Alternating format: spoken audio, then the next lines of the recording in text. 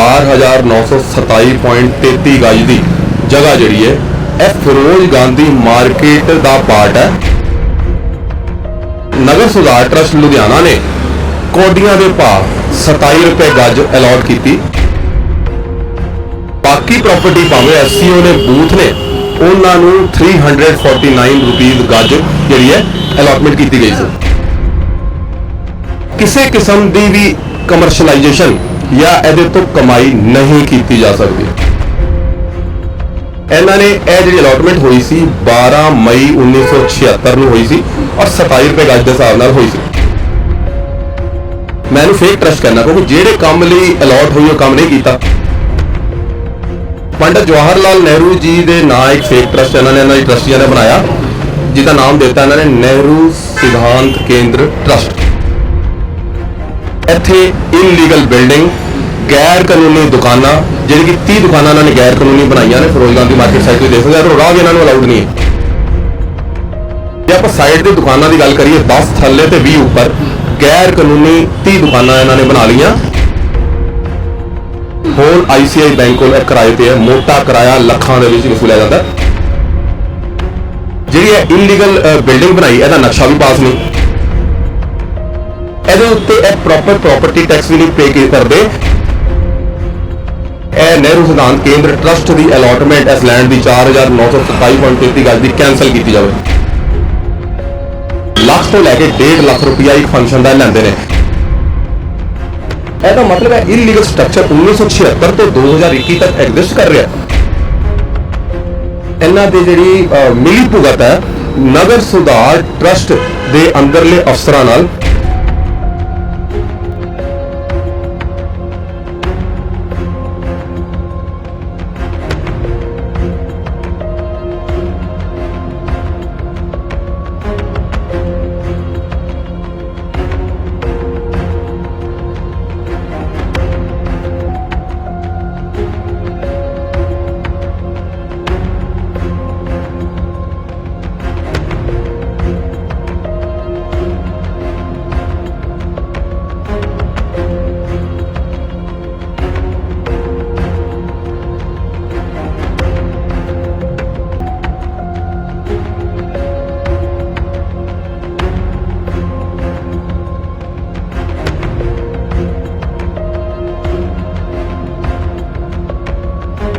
सत श्री अकाल, तुसीं वेख रहे हो द सिटी हेडलाइंस ते मैं हां तुहाडे नाल कल्पना मौर्या।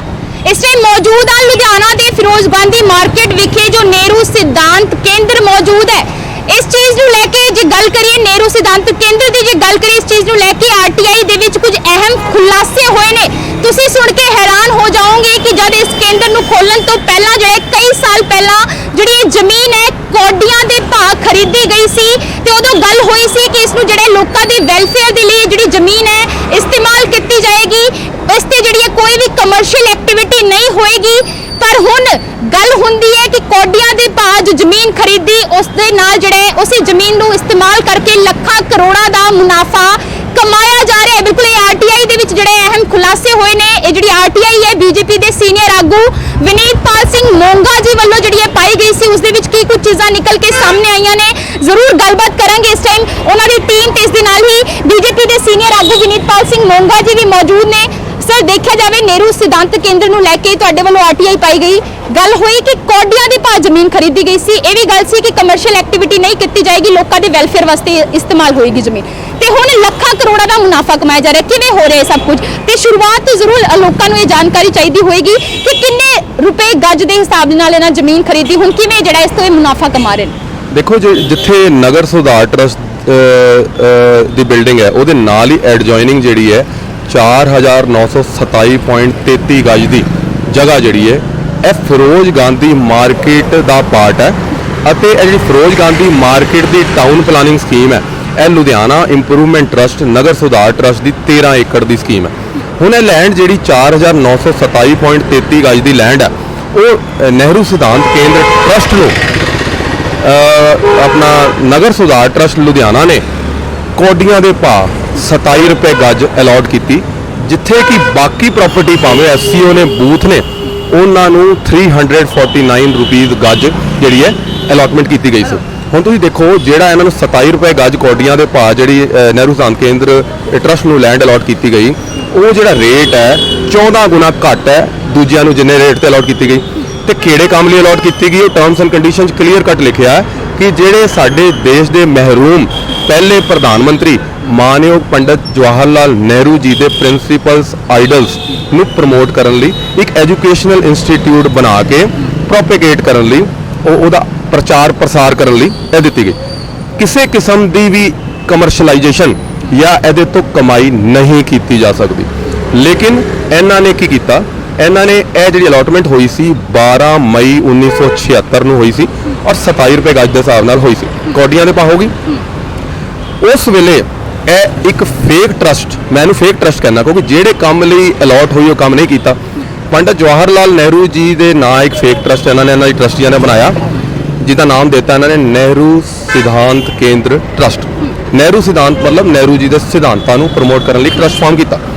ਉਹ ਟਰਸਟ ਦੇ ਮਾਧਿਅਮ ਰਾਹੀਂ ਨਗਰ ਸੁਧਾਰ ਟਰਸਟ ਲੁਧਿਆਣਾ ਤੋਂ ਕੌਡੀਆਂ ਦੇ ਭਾਅ ਪ੍ਰਾਈਮ ਕਮਰਸ਼ੀਅਲ ਲੈਂਡ ਅਲਾਟ ਕਰਵਾ ਲਈ ਗਈ ਆਪਣੇ ਨਾਂ, ਔਰ ਕੀ ਦਿਖਾਇਆ ਗਿਆ ਕਿ ਇੱਥੇ ਪੰਡਤ ਜਵਾਹਰ ਲਾਲ ਨਹਿਰੂ ਜੀ ਦੇ ਪ੍ਰਿੰਸੀਪਲਸ ਤੇ ਆਈਡਲਸ ਨੂੰ ਪ੍ਰਮੋਟ ਕੀਤਾ ਜਾਏਗਾ। ਲੇਕਿਨ ਇਹਦੇ ਉਲਟ ਇੱਥੇ ਇਨਲੀਗਲ ਬਿਲਡਿੰਗ, ਗੈਰ ਕਾਨੂੰਨੀ ਦੁਕਾਨਾਂ, ਜਿਹੜੀ ਕਿ 30 ਦੁਕਾਨਾਂ ਇਹਨਾਂ ਨੇ ਗੈਰ ਕਾਨੂੰਨੀ ਬਣਾਈਆਂ ਨੇ ਫਿਰੋਜ਼ ਗਾਂਧੀ ਮਾਰਕੀਟ ਸਾਈਡ ਤੇ ਦੇਖ ਸਕਦੇ ਹੋ। ਰਾਹ ਵੀ ਇਹਨਾਂ ਨੂੰ ਅਲਾਉਡ ਨਹੀਂ ਹੈ, ਕੋਈ ਪਾਰਕਿੰਗ ਇਹਨਾਂ ਨੇ ਰੱਖੀ। ਉਸ ਤੋਂ ਇਲਾਵਾ ਸਾਹਮਣੇ ਦੇਖੋਗੇ ਐਂਟਰੀ ਤੋਂ ਅੰਦਰ ਜਾ ਕੇ ਐਗਜ਼ੀਬਿਸ਼ਨ ਹਾਲ ਅਤੇ ਆਡੀਟੋਰੀਅਮ ਬਣਾ ਲਿਆ ਗਿਆ। ਜਿਹੜਾ ਐਗਜ਼ੀਬਿਸ਼ਨ ਸੈਂਟਰ ਤੇ ਆਡੀਟੋਰੀਅਮ ਹਾਲ ਹੈ, ਪ੍ਰਾਈਵੇਟ ਅਦਾਰਿਆਂ ਨੂੰ, ਪ੍ਰਾਈਵੇਟ ਲੋਕਾਂ ਨੂੰ ਜਸ਼ਨ ਮਨਾਉਣ ਲਈ, ਐਗਜ਼ੀਬਿਸ਼ਨ ਆਰਗੇਨਾਈਜ਼ ਕਰਨ ਲਈ ਕਿਰਾਏ ਤੇ ਦਿੱਤਾ ਜਾਂਦਾ, ਮੋਟਾ ਕਿਰਾਇਆ ਵਸੂਲਿਆ ਜਾਂਦਾ। ਜੇ ਆਪਾਂ ਸਾਈਡ ਦੀ ਦੁਕਾਨਾਂ ਦੀ ਗੱਲ ਕਰੀਏ, 10 ਥੱਲੇ ਤੇ 20 ਉੱਪਰ ਗੈਰ ਕਾਨੂੰਨੀ 30 ਦੁਕਾਨਾਂ ਇਹਨਾਂ ਨੇ ਬਣਾ ਲਈਆਂ ਫਿਰੋਜ਼ ਗਾਂਧੀ ਮਾਰਕੀਟ ਸਾਈਡ ਤੇ, ਜਿਹਦਾ ਇਹਨਾਂ ਦਾ ਰਾਹ ਵੀ ਅਲਾਉਡ ਨਹੀਂ, ਮੇਨ ਰੋਡ ਤੋਂ ਅਲਾਉਡ ਹੈ, ਇੱਧਰੋਂ ਅਲਾਉਡ ਨਹੀਂ। ਕੋਈ ਇਹਨਾਂ ਦੀ ਆਪਣੀ ਪਾਰਕਿੰਗ ਨਹੀਂ ਹੈ, ਜਿਹਦੀ ਲੋਡਿੰਗ ਸਾਰੀ ਜਿਹੜੀ ਫਿਰੋਜ਼ ਗਾਂਧੀ ਮਾਰਕੀਟ ਦੀ ਪਾਰਕਿੰਗ ਤੇ ਪੈਂਦੀ। ਉਸ ਤੋਂ ਅੱਗੇ ਜਾ ਕੇ ਦੇਖੋਗੇ ਇੰਪਰੂਵਮੈਂਟ ਟਰਸਟ ਦੀ ਬਿਲਡਿੰਗ ਦੇ ਨਾਲ ਇੱਕ ਚੰਕ ਆਫ ਲੈਂਡ ਹੈ, ਉਹ ਵੀ ਇਹਨਾਂ ਨੂੰ ਹੀ ਅਲਾਟ ਹੋਇਆ 4927.33 ਗਜ ਦਾ ਹਿੱਸਾ। ਉਹਦੇ ਵਿੱਚ ਇਹਨਾਂ ਨੇ ਇੱਕ ਵੱਡੀ ਬਿਲਡਿੰਗ ਬਣਾ ਲਈ ਗੈਰ ਕਾਨੂੰਨੀ, ਜਿਹਨੂੰ ਪਹਿਲਾਂ ਇਹਨਾਂ ਨੇ ਪੰਜਾਬ ਨੈਸ਼ਨਲ ਬੈਂਕ ਦੀ ਮੇਨ ਜੋਲਰ ਬ੍ਰਾਂਚ ਨੂੰ ਦਿੱਤਾ ਸੀ, ਹੁਣ ICI ਬੈਂਕ ਕੋਲ ਕਿਰਾਏ ਤੇ ਹੈ। ਮੋਟਾ ਕਿਰਾਇਆ ਲੱਖਾਂ ਦੇ ਵਿੱਚ ਵਸੂਲਿਆ ਜਾਂਦਾ, ਸਾਲ ਦੇ ਵਿੱਚ ਕਰੋੜਾਂ ਦੀ ਇਹਨਾਂ ਦੀ ਰੈਂਟਲ ਇਨਕਮ ਹੈ। ਤੋਂ ਜਿਹੜੇ ਕੰਮ ਲਈ ਦਿੱਤਾ ਗਿਆ ਉਹ ਕੰਮ ਤੇ ਕੀਤਾ ਨਾ। ਜੇ ਇਹਨਾਂ ਨੇ ਕਰਨਾ ਹੀ ਸੀ ਤੇ ਇੱਥੇ ਇੱਕ ਐਜੂਕੇਸ਼ਨਲ ਇੰਸਟੀਚਿਊਟ ਬਣਾਉਂਦੇ ਜੋ ਟਰਮਸ ਐਂਡ ਕੰਡੀਸ਼ਨ 'ਚ ਲਿਖਿਆ ਹੈ, ਅਤੇ ਉਹਦੇ ਵਿੱਚ ਪੰਡਤ ਜਵਾਹਰ ਲਾਲ ਨਹਿਰੂ ਜੀ ਦੇ ਆਈਡਲਸ ਤੇ ਪ੍ਰਿੰਸੀਪਲਸ ਨੂੰ ਪ੍ਰਮੋਟ ਕਰਦੇ, ਜਾਂ ਫਿਰ ਇਹਦੇ ਵਿੱਚ ਇੱਕ ਲਾਇਬ੍ਰੇਰੀ ਬਣਾਉਂਦੇ, ਬੱਚਿਆਂ ਤੱਕ ਜਿਹੜੀ ਹੈ ਬੁੱਕਸ, ਫ੍ਰੀ ਬੁੱਕਸ ਦੀ ਅਵੇਲੇਬਿਲਿਟੀ ਪਹੁੰਚਦੀ, ਕਿਉਂਕਿ ਇਹ ਇੱਕ ਸਮਾਜਿਕ ਸਾਡੀ ਜ਼ਿੰਮੇਵਾਰੀ ਹੈ ਔਰ ਸਮਾਜਿਕ ਕਾਰਨ ਲਈ, ਸਮਾਜਿਕ ਵੈਲਫੇਅਰ ਲਈ ਇਹ ਲੈਂਡ ਅਲਾਟ ਹੋਈ ਸੀ। ਉਹਦੇ ਉਲਟ ਇਹਨਾਂ ਨੇ ਇੱਕ ਫੇਕ ਟਰਸਟ ਦੇ ਆੜ ਵਿੱਚ ਇੱਕ ਇਹਨਾਂ ਨੇ ਪ੍ਰਾਈਮ ਕਮਰਸ਼ੀਅਲ ਲੈਂਡ ਨੂੰ ਹੜਪਣ ਲਈ ਇਹ ਲੈਂਡ ਜਿਹੜੀ ਹੈ ਉਹ ਕੌਡੀਆਂ ਦੇ ਪਾਸ 27 ਰੁਪਏ ਗਜ ਅਲਾਟ ਕਰ। ਹੁਣ ਮੇਰਾ ਕਹਿਣ ਦਾ ਮਤਲਬ ਇਹ ਵੇ, ਜਦ ਇਲੀਗਲ ਜਦ ਕਮਰਸ਼ੀਅਲਾਈਜੇਸ਼ਨ ਅਲਾਉਡ ਹੀ ਨਹੀਂ ਹੈ, terms and conditions the violation ਹੈ।